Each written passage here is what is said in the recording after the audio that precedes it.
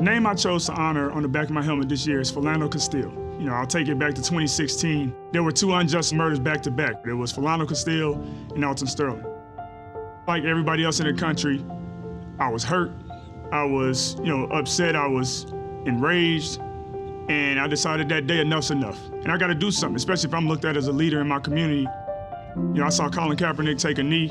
Everything he said in his press conference of why he was choosing to fight against systemic oppression was the same things I was feeling. That birthed my activism. I continue to try to fight for real change in this country. And Philando Castile is probably one of the main reasons why I started trying to fight.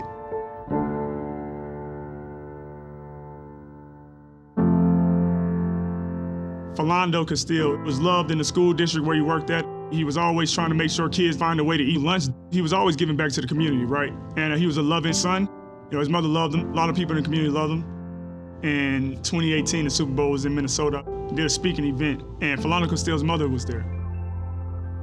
I got a chance to meet her, and as soon as I walked up to her, she just smiled and said, "Come here, baby." And I walked up to her, and I just immediately just broke down crying.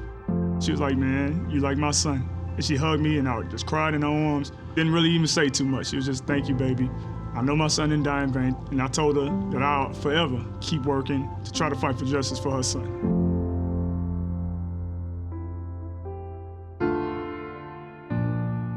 I just remember coming back from a workout, checking on Twitter, and you just see this video over and over and over again. He was reaching for his wallet, and the officer just shot him. And everybody's in an uproar, and myself too. And I immediately just feel hurt. I feel anger. I feel rage.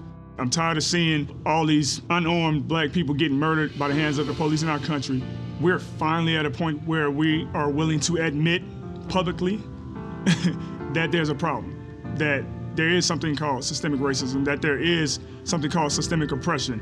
And Philando Castile is another example. We want the cop that murdered Philando Castile to be arrested, convicted. It's so important to keep all the victims of police brutality names alive because, you can't have them dying in vain. You can't have their deaths, their lives be viewed as less than, as worthless. Because right now, that is how a lot of people feel. They feel hopelessness because they're seeing people that look like them, they identify with being murdered, and there's nothing being done about it. There's no justice.